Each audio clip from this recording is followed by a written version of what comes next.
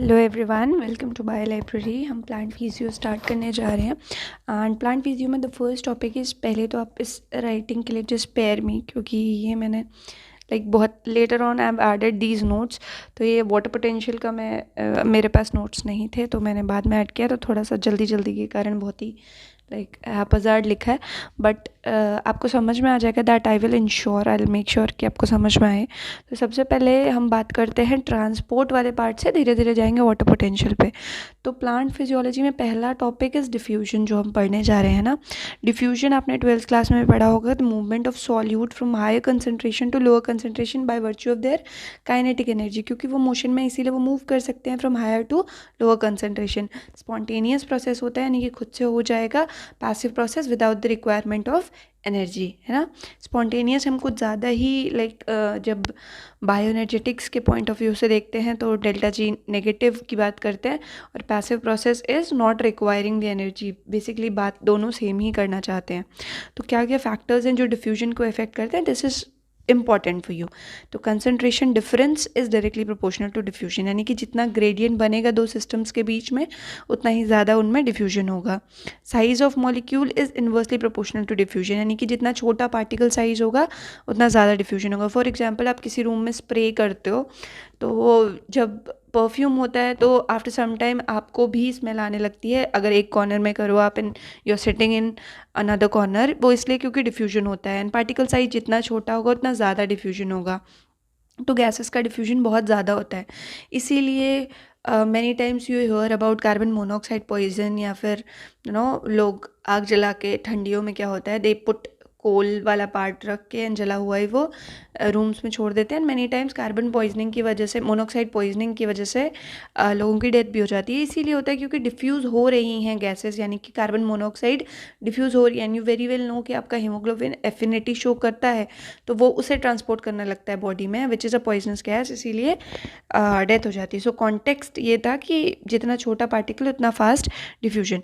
Distance travelled is again inversely proportional to diffusion, है ना। Distance travelled मतलब जितनी दूर से वो पार्टिकल आ रहे हैं, धीरे धीरे स्कैटर होते जाएंगे। अगर क्लोज रूम है, छोटा ही डिस्टेंस उन्हें ट्रैवल करना है, तो बहुत फास्ट होगा। Temperature is directly proportional to diffusion, ये आपको देखते रहना है। हायर डिस्टेंस टू ट्रैवल, यानी कि स्लोअर डिफ्यूजन, मैंने आपको बता दिया।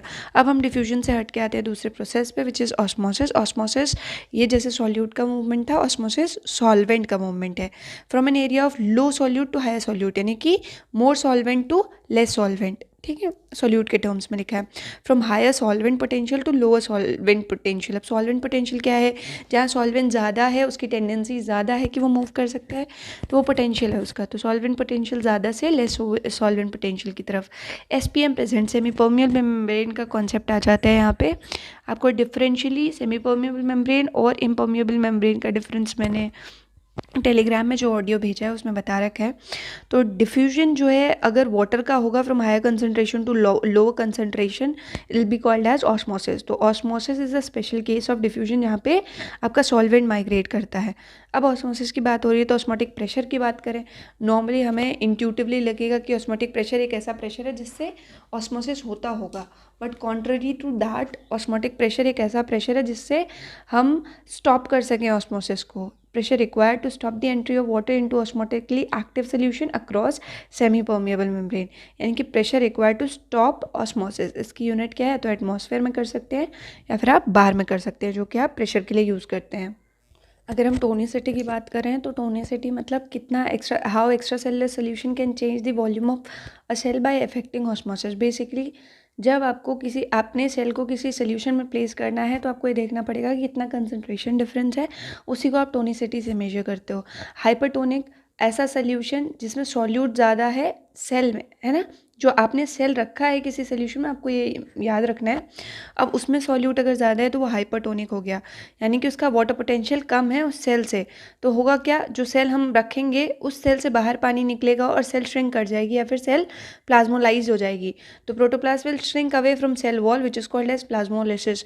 सिर्फ सेल की श्रिंकेज में जब आप एक और एस्पेक्ट ऐड कर देते हैं कि जो आपका प्लांट सेल है उसमें तो वॉल भी होगी, और वॉल और मेम्ब्रेन एक दूसरे से डिटैच हो जाएगी, प्लाज्मोलिसिस बोलते हैं हैं उसको, यानी कि जो आपकी मेम्ब्रेन थी अभी तक वो वॉल के पास नज़र आ रही थी, अब आपको दोनों में बीच में एक गैप भी नज़र आएगा। This is called as what, plasmolysis.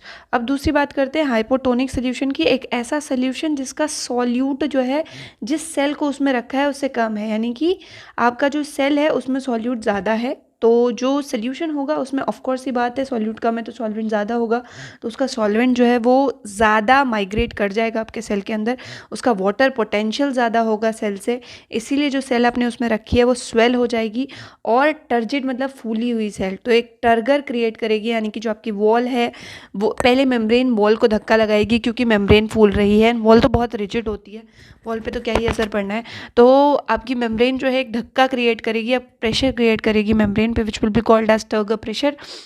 और in turn Newton's third law of motion, every action has an equal and opposite reaction, आपकी जो वॉल है वो वापस से धक्का लगाएगी जिस कॉल्ड एज वॉल प्रेशर। तो टर्जिड इज फूला हुआ सेल।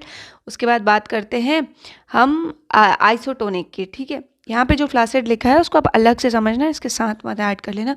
तो आइसोटोनिक मतलब हमने जिस सोल्यूशन में सेल को रखा है उन दोनों का सॉल्यूट कंटेंट सेम है, तो कोई नेट फ्लो नहीं होगा वाटर का दोनों साइड पे, ठीक है। अगर आपकी सेल पूरी तरीके से फूली हुई है तो वो टर्जिड होगी, और अगर वो बिल्कुल भी लाइक प्लाज्मोलिसिस हो चुका है उसका, तो उसका टर्गर प्रेशर 0 हो जाएगा और वो फ्लासिड होगी। तो आपको ये पूरा पॉइंट जो मैंने यहाँ पे लिखा है वो आप हाइपरटोनिक वाले में ऐड करोगे, ठीक है। किस में ऐड करोगे, हाइपरटोनिक के नीचे प्लाज्मोलिसिस के बाद कि 0 टीपी होगा, यानी कि 0 टर्गर प्रेशर होगा तो वो सेल फ्लासिड होगी। आपको सिर्फ टर्गर प्रेशर से सीधा पूछ लिया जाता है।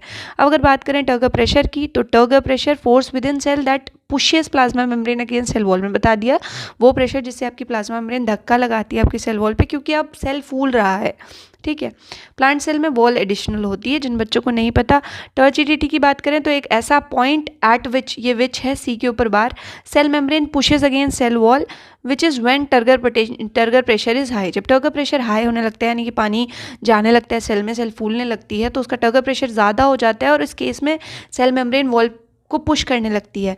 अब सेल वॉल की बात करें तो जो आपकी सेल वॉल होती है वो प्लांट सेल्स को ये अलाउ करती है कि वो बड़े हाइड्रोस्टैटिक प्रेशर को लाइक बिल्डअप कर सके। हाइड्रोस्टैटिक, स्टैटिक मतलब ऐसा प्रेशर जो चेंज ना हो, hydro is by virtue of water, क्योंकि पानी आ रहा है तो एक प्रेशर बिल्डअप हो रहा है which is called as your turgor pressure, और हाइड्रो पानी स्टैटिक वैसा ही प्रेशर रहेगा क्योंकि डायनेमिक नहीं हो रहा, तो इसीलिए हाइड्रोस्टैटिक प्रेशर बोलते हैं उसको। उसके बाद सिग्निफिकेंस क्या है टर्गर प्रेशर की, बहुत ज़्यादा इंपॉर्टेंट है आपके प्लांट सेल के लिए turgor pressure.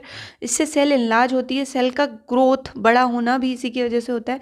Transport in phloem, पानी के साथ इतना ज़्यादा पानी का पोटेंशियल हो जाता है कि फ्लोएम से खाना जाता है, पीएच फ्लोएम, एफ जैसा साउंड करता है ना फ्लोएम, तो फूट जाता है उससे, जो नॉन प्लांट वाले बच्चे हैं उनके लिए।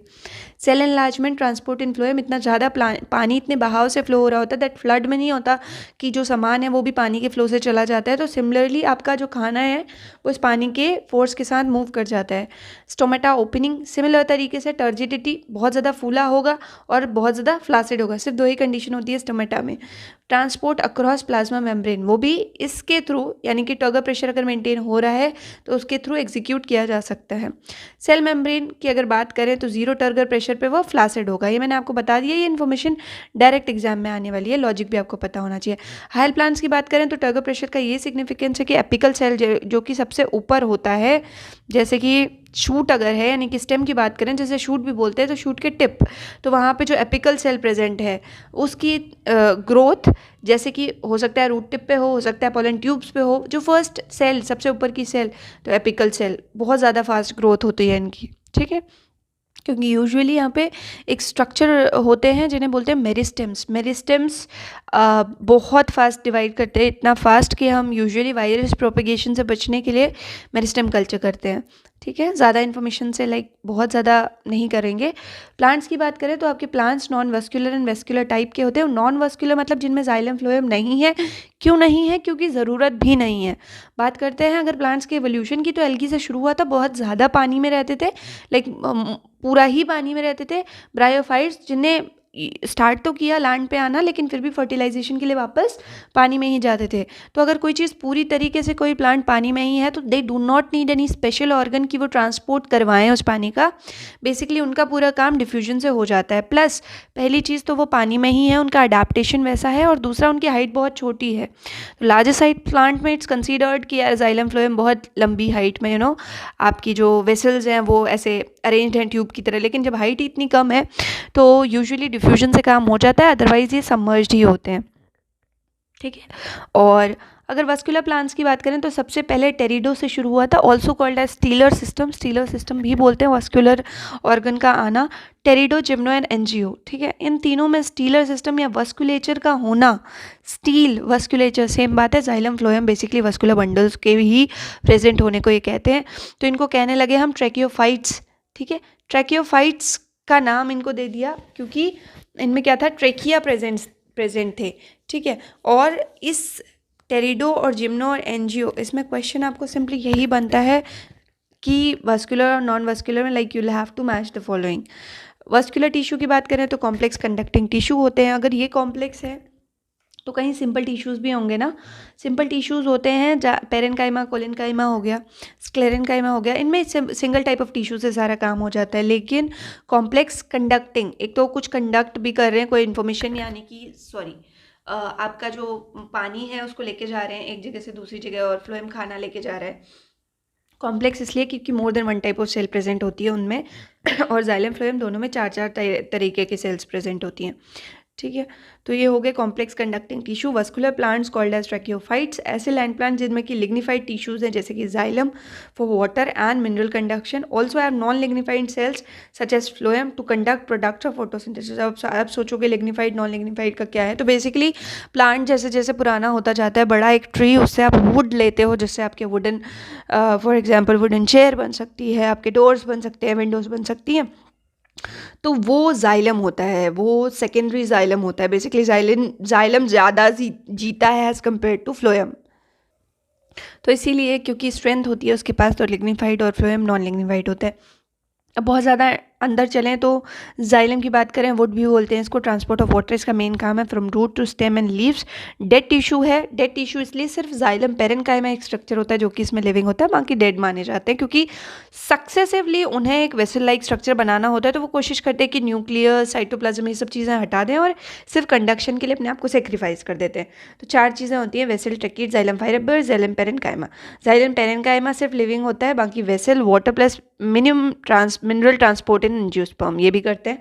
और ट्रैकिड्स सिमिलरली, लेकिन ट्रैकिड्स के साथ और वेसल्स के साथ, ये वेसल्स आपको एंजियो में ही दिखेंगी और बाकी ट्रैकिड्स आपको जिम्नो में भी दिख जाएंगे, यानी कि जिम्नोस्पर्म्स की बात हो रही है। जाइलम फाइबर्स ये सपोर्ट प्रोवाइड करते हैं प्लांट को, और xylem parenchyma function like secretion and storage, क्योंकि यही लिविंग सेल है सिर्फ उनके पास। ठीक है, उसके नीचे है आपके पास फ्लोएम। फ्लोएम के बारे में बात कर लेते हैं इसी वीडियो में। तो they are living as an, क्योंकि इसमें लिग्निन का डिपोजिशन नहीं है, इसलिए सॉल्युबल ऑर्गेनिक कंपाउंड्स फोटोसिंथेट्स को लेके जाते हैं, शुगर मेनली सुक्रोज को ट्रांसपोर्ट करते हैं। एंड जो ट्रांसपोर्टेशन होता है फ्लोएम से, उसे ट्रांसलोकेशन बोला जाता है। 4 सेल्स इसमें भी होती है, sieve tube, companion cell, phloem fibre, phloem parenchyma. तो सीप ट्यूब जो होती है वो फूड ट्रांसलोकेशन करती है एंजियोस्पर्म्स में। प्लीज रिमेंबर सीप सेल्स होती हैं जिम्नोस्पर्म्स में, जिम्नोस्पर्म में सीप ट्यूब नहीं होती। Flow of solute only present in angiosperm. ठीक है, और मेटाबॉलिक एक्टिविटी बहुत ज़्यादा हाई होती है कंपेनियन सेल्स में, और कंपेनियन सेल्स भी नहीं होती आपकी जिम्नोस्पर्म में। एल्ब्यूमिनस सेल या स्ट्रासबर्गर सेल्स बोलते हैं उनको, वो प्रेजेंट होती हैं। अगर फ्लोएम फाइबर की बात करें तो स्ट्रक्चरल सपोर्ट देती है आपके प्लांट को। सिमिलरली फ्लोएम पेरेन्काइमा पूरी तरीके से लिविंग होगी, called as transfer cells, function in transport of food. इसके साथ आपका बेसिक सेल्स जिनको कि आगे काम करना है वो, plus diffusion, osmosis, hypotonic, isotonic और टर्गर प्रेशर की कॉन्सेप्ट, और highest turgor pressure and lowest turgor pressure का कॉन्सेप्ट खत्म होता है। इसके बाद हम वाटर पोटेंशियल स्टार्ट करेंगे। आई होप आपको समझ में आया होगा अभी तक का। Thank you everybody.